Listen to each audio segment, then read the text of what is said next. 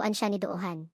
Kinakabahang sinabi niya sa kanya na balak niyang halikan siya sa araw na iyon na ikinagulat nito at halos ikawala ng balanse. Siniguro niya sa kanya, sinasabing pwede siyang tumanggi kung ayaw niya, pero iginiit nito na gusto niyang halikan siya. Sabay silang nagbilang 3, 2, 1. Pero habang nakayuko si Lucy, mapaglarong lumayo siya. Hinahabol niya ito, tumatawa, pero patuloy itong dumudulas na hindi maabot. Inis pero natutuwa, sa wakas ay nakorner niya siya, at walang babala, hinalikan niya ito. Nang hihilakbot si Doohan, sinasabing, paano mo lang ako basta hinalikan ng ganoon.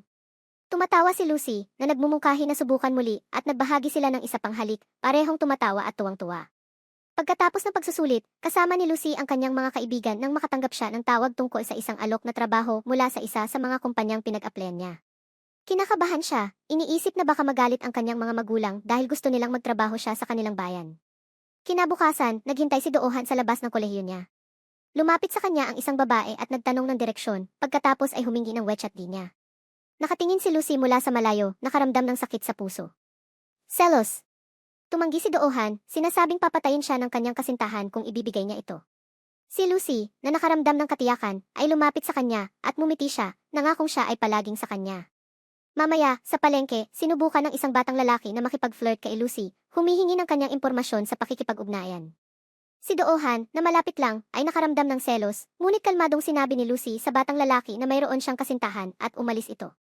Si Doohan, na bahagyang naiinggit pa rin, ay nagtanong sa kanya kung bakit siya naging mabait sa kanya. Ipinaliwanag ni Lucy na hindi siya nagpapabait, sinabi lang niya na may kasintahan siya. Hinihiling niya sa kanya na sabihin ito ng mas malakas at sumisigaw siya, may kasintahan ako. Namumula si Doohan, nahihiyang humingiti at masayang lumalakad palayo. Nakangiti si Lucy, ipinagmamalaki ang pagpasa niya sa kanyang job interview.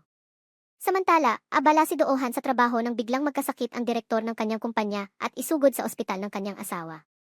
Naghahanda si Lucy para sa kanyang unang araw sa bagong trabaho nang makatanggap siya ng mensahe mula kay Sangyong na nagtatanong kung nakapag-book na siya ng kanyang mga tiket para umuwi. Sumagot si Lucy na mananatili siya para sa kanyang internship na napag-usapan na niya sa kanilang mga magulang at nakatanggap ng pahintulot nila. Galit na pinagalitan ni Sangyong si Lucy dahil hindi nakinig pero kalmadong ipinaliwanag ni Lucy na gusto niyang makakuha ng karanasan at bibisita siya sa susunod niyang bakasyon.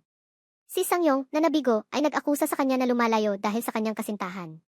Narinig ng mga kaibigan niya ang pagtatalo at nagulat silang pinag-usapan niya ang nakaraan niyang karanasan na niloko ng boyfriend sa dating Appy, tinanong kung ano ang pipigil para hindi na ito maulit.